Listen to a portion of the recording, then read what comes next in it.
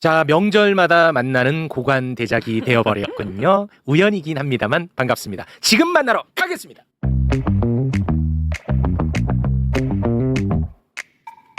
대통령 비서실장. 지난번에는 오윤혜 씨가 누군지를 몰랐는데요. 지금은 뭐 하는 분인지 누구보다도 잘 알게 되었습니다. 네. 강훈식 대통령 비서실장 박수로 맞이합니다. 네, 반갑습니다. 네. 반갑습니다. 지난번 추석에 만나고 이번에 또 설에 만나 뵙게 됐습니다. 아, 네, 새해 새해 복 복 많이 많이 받으십시오. 네. 고맙습니다. 신수가 환해지신 것 같아요. 아, 그렇습니까? 그때에 비해서 아, 그때 살만하신가? 비해서? 네. 지난번에는 동네 바를 운영하셨던 분 아니냐? 와인바. 아, 와인바. 그냥 바 아니고 와인바. 그렇게 조금 오해를 하셨던 오윤혜 어머니 박수로 맞이합니다. 네, 반갑습니다. 저는 고관 대작 담당을 맡고 그렇습니다. 있습니다. 유권자 네. 오윤혜입니다. 그렇습니다. 이 자리에서 뭐 드린 말씀은 아닙니다만 오윤혜 씨가 네. 이낙연 아. 정치인을 나락으로 보냈죠. 아니에요. 네. 그분이 혼자 날아간 거예요. 아니, 그러니까 이제 뭐 저희끼리 이야기입니다. 여기 뭐 개입하지 마시고. 네. 그 이후에 이제 네. 고관 대장만 나오면 저희가 오윤혜 씨를 부릅니다. 맞습니다. 네. 나락 보낼 사람인가? 그렇지. 아니면은 지금을 잘 유지해서 응원해줄 그렇지. 그런 거를 좀 판단합니다. 그렇습니다. 네. 고관 대작 필터링. 네, 좋습니다. 고맙습니다. 근데 얼굴은 좋아지셔서 일이 요즘 좀 줄어들으셨나? 아닙니다. 일은 안 줄고 네. 대통령 스타일이 계속 일을 새롭게 던지고 있어. 다만 이제 시스템이 그때 비하면 아, 완전히 좀 안정이 갖춰졌으니까. 됐습니다. 시스템이 네. 안정화됐고 네. 청와대 내부에 있는 직원들도 좀 자리를 잡아서 이제는 네. 좀 더 시스템이 됐는데 단점은 이제 거기에 일이 더 많이 올라오는 아, 거예요. 그래요? 아, 네, 네. 제가 진짜 네. 궁금한 게 있는데 이재명 대통령이 새벽에 그렇게 SNS를 하시잖아요. 네네. 그거 다 이제 뭐 일과 관련된 그럽니다. 일인데. 네. 그러면은 좀 부담스럽지 않나요? 아, 어때요? 처음에는 부담이 됐는데 이젠 네. 그러려니 하는 왜 그러냐면 아, 처음 난 너무 부담될 것 같아. 아니 왜냐면 그 시간에 대통령 나의 상관이 그때 일하는 거잖아. 맞죠, 네. 맞죠. 어우 막 나는 미칠 것 같은데. 아니 그리고 처음에는 왜 부담스러웠냐면 네. 1시 반 이렇게 그게 이제 톡을 남겨놓으셨어요. 네. 한 4시 5시 잠깐 깨서 화장실 갔다가 그걸 보면 1시 반에 문자를 남겼는데 제가 답을 빨리 안 맞아. 했잖아요. 네, 이게 한 그러니까. 3시간 동안 네. 시간이 갔잖아요. 그럼 네. 이제 그때부터 머리가 복잡해지고 아. 그런데 이제 잠도 안 오는 거죠. 새벽 4시 반, 그렇겠죠. 5시에 잠도 안 오고 네. 막 이렇게 걱정되다가 이제 언젠가부터 이제 패턴이 익숙해지기 시작하고 아 이제 음. 대통령님이 잠을 못 주무실 때는 뭐 12시, 1시, 2시에도 뭐 지시사항들을 남기고 네. 그럼 이제 저는 어차피 5시 반, 6시에는 그걸 보고 답을 달거나 아니면 출근해서 업무 지시를 하거나 이러기 때문에 지금은 좀 뭐랄까 익숙해졌다는 아, 것은 그래요? 네. 아니 뭐 대통령님도 요 시간은 내가 자고 있으려니 이렇게 생각하시는구나 이렇게 네네네. 하는 거고요. 그렇지 않고 막 급하게 하실 때는 이제 전화를 하시죠. 아시겠죠? 아. 네, 전화를. 아, 태영 씨가 설마- 달라요. 아니 이게 설마 퇴근 후에 전화하지는 않겠죠? 아 퇴근이 아, 하네. 안 해? 나랑 일에 퇴근이 어디 아, 있습니까? 나랑 진짜 매부쇼도 퇴근이 없는데. 아, 그래요. 네, 뭐 그런 건 별로 없으신 편이죠. 그러니까 본인이 그렇게 하시는데 어. 제가 볼 때 대통령님한테 맞는 표현은 잠은 일을 하기 위해서 주무시는 거예요. 와. 충전. 보통 사람에게 잠이나 가정생활들이 이렇게 있다면 와. 일을 하기 위해서 잠을 자는 정도이지. 대단하네. 네. 뭐 나머지는 오롯이 그러니까 24시간 오롯이 일로 다 쓰고 있는. 아유. 제가 정치인들 많이 봤지만 네. 이렇게 온전하게 자기 거를 다 집어넣어서 일하는 사람은 전 처음 봤습니다.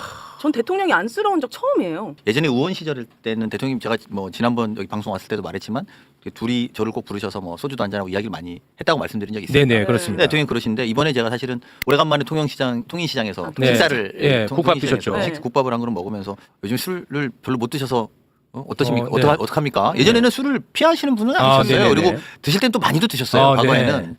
했더니 정말 피곤해서 못 먹습니다. 와, 그래요. 그리고 이제 어쨌든 다음날 일정이. 근데 사실은 그 말씀에 제가 바로 리액션이 맞습니다. 저도 그렇습니다. 이렇게 아. 리액션이 나올 정도로 청와대 대통령뿐만 아니라 청와대 많은 참모들도 아. 술을 좋아했던 사람들도 거의 못 먹을 겁니다. 아. 그리고 다음날 또 새벽부터 일정이기도 하고 그렇게 오롯이 일에만 다 집중하고 계시다 이렇게 보시면 됩니다. 이런 얘기 들을 때마다 저는 너무 좋아요.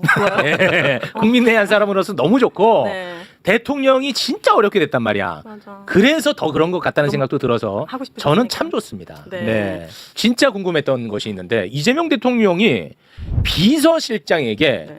왜 방산 특사라고 하는 중책을 맡겼는지 그리고 이런 사례가 있었는지 저는 굉장히 궁금합니다. 일단 그거를 좀 한번 말씀을 해주시죠. 일단 몇 가지가 달라졌습니다. 과거에 보면 우리 무기산업 또는 뭐 방위산업이라고 하는 수출 근거들은 대부분 로비스트들이 했던 일이라고 이렇게 인식합니다. 아, 네. 예전에 이제 유명한 뭐 린다김이라고 옛날에 유명했던 네. 분들이 있습니다. 아 우리 또 매불쇼와 인연이 있는 아 분입니다. 진짜로? 네. 과거만 해도 우리나라 그 방위산업은 후진국형 무기산업이었습니다. 후진국에 수출하는. 아. 근데 이제 우리의 기술력이 계속 압도적으로 올라오면서 선진국형 방위산업 형태로 막 바뀌고 있습니다. 아. 그래서 이제 왜냐하면 우리나라가 원래 미국으로부터 무기를 사가지고 와서 네. 무기 체제의 근간을 구축했던 게 뭐 굉장히 굉장히 오랜 시간 동안 그랬었거든요. 근데 네. 이제 그래서 사들이는 것만 주로 하고 무기를 만들어서 팔던 것도 후진국만 하다가 이제 선진국에 막 대열에 들어갑니다. 근데 이제 문제는 뭐냐면 선진국들이 일단 금액이 큽니다. 뭐 몇 조, 뭐 몇십 조 네. 뭐 이렇게 보통 되는데 네. 그런 나라들은 로비가 통하는 게 아니라 경제 협력, 안보 협력을 주로 요구합니다. 아. 그러면 이제 철강은 우리 걸 좀 많이 수입해줘라. 아. 우리 철강이 많이 나는 나라인데 아니면 우리가 한국이 반도체 잘하던데 반도체 공장을 좀 지어줄 수는 없겠느냐. 뭐 예를 들면 규모에 따라서 네네. 그런 것들을 자꾸 같이 이렇게 하려고 합니다. 아. 그래서 요 파트는 안보실의 파트고요. 요 파트는 정책실의 파트였던 겁니다. 그래서 처음에 저희가 내부에서 토론하다가 방위 산업이 산업으로 가야 되기 때문에 과거에는 이제 무기 판매였다면 이제 산업으로 가는 시즌이기 때문에 이거는 누가 하면 좋겠느냐 뭐 이런 이야기를 이제 나누게 됐죠. 네네. 대통령께서 그 비서실장이 한번 해봐요. 이제 이렇게 이야기를 처음 하신 거예요. 오. 그래서 네, 뭐 알겠습니다. 이제 뭐 일단은 좀 뭐 잘 모르죠 뭔지. 네. 그런데 알겠습니다 하면서 그때부터 이제 같이 이걸 파기 시작하고 네. 이걸 진행하기 시작했습니다. 근데 이제 생각해 보면 네. 이런 겁니다. 우리가 만약에 한 10조 원어치 무기를 산다고 이제 생각을 한번 해보시는 거예요. 네네. 한국이 10조 원어치 무기를 사겠다. 그러면 이제 그 나라에서 국방부 장관이 와서 무기를 팔겠다. 뭐 그럴 수 있는 거 아닙니까? 네. 그러면 그 나라에서 국방부 장관이 와서 팔겠다고 하면 우리나라에서는 국방부 장관이 나가서 만나겠죠. 이거 뭐 그렇겠죠. 그럼 이 사람한테는 무슨 산업이나 이런 이야기는 안 할 거 아니에요. 아. 그런데 만약에 그 나라의 대통령의 비서실장이 특사로 온다. 그러면 그 나라 대통령 비서실장이 특사로 온답니다.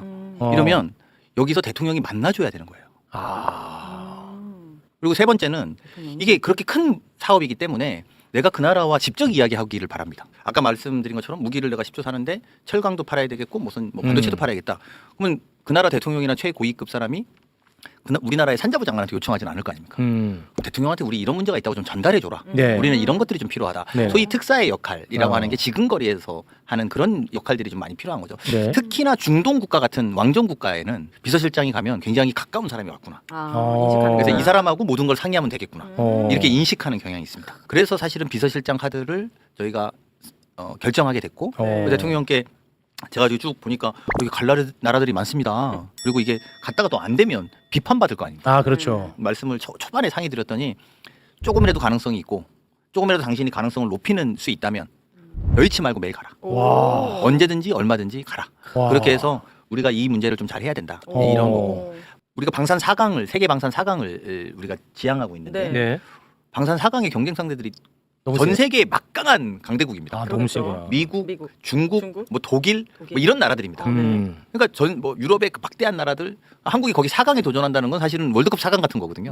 그래서 굉장히 큰 담대한 도전인데 그거 엄청 부담스러우시겠네요. 엄청 부담스럽습니다. 잘하실 수 있겠어요. 아니 근데 하고 일단 계세요, 예를 들어 뭐 폴란드, 노르웨이 이런 쪽에서는 성과를 냈어요. 그래요? 네. 근데 지금 이제 큰 게 남아 있어. 큰거 어디? 캐나다. 네. 캐나다 커요? 60조야, 60조. 잠수함 수주를 해야 되는데 독일이랑 네. 경쟁하고 있어요. 독일이랑. 예. 네. 근데 이게 뭐 잘 되면은 강원식 대박 터지는 거야. 네. 근데 잘 안 되면은 이것도 와, 내가 얘기 듣고 보니까 네.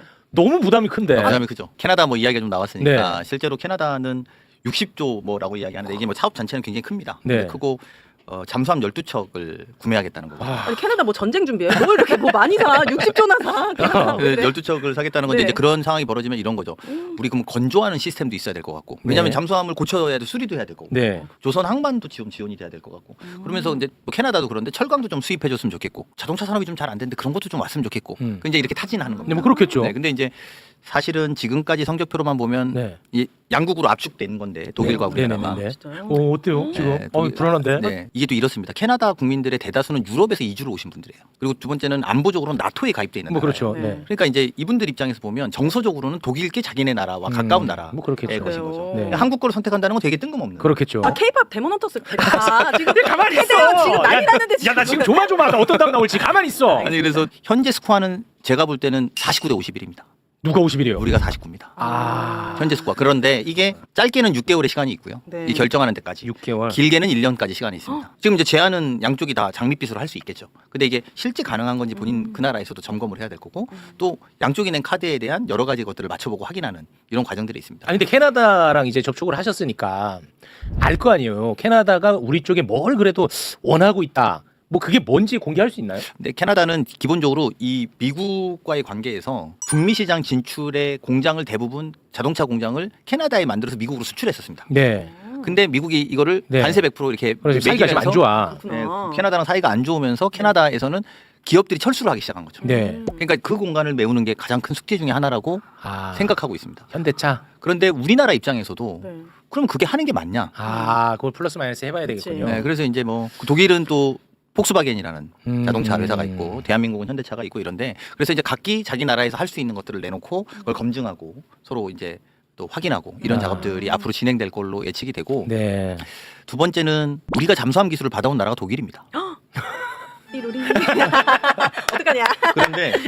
그런데 그만큼 대한민국의 방위 산업이 완전히 성장을 한 거죠. 그렇네요. 뭐 팝을 미국에서 갖고 왔지만 K-팝이 뜨듯이 맞아. 우리 잠수함에 대한 신뢰는 캐나다가 굉장히 두텁습니다. 한국이 정말 잘하는구나. 좋다. 어. 이건 있습니다. 확실히. 근데 이제 뭐 잠수함 자체로만 보면 아까 말씀드린 것처럼 한국이 경쟁력이 충분한데 네. 다른 것들도 다 점수를 맞아야 되는 상황이어서 네. 이런 면에서는 좀 저희가 좀 앞으로 몇 가지를 좀 잘해서 캐나다와의 관계들을 만들어 나가는 게 되게 네. 중요하다 이렇게 생각합니다. 그 해외 이슈는 딱 하나만 더 하고 국내로 넘어오겠습니다. 네. 미국 관세 문제로 이재명 대통령이 스트레스 많이 받죠? 생각보다는 의연하십니다.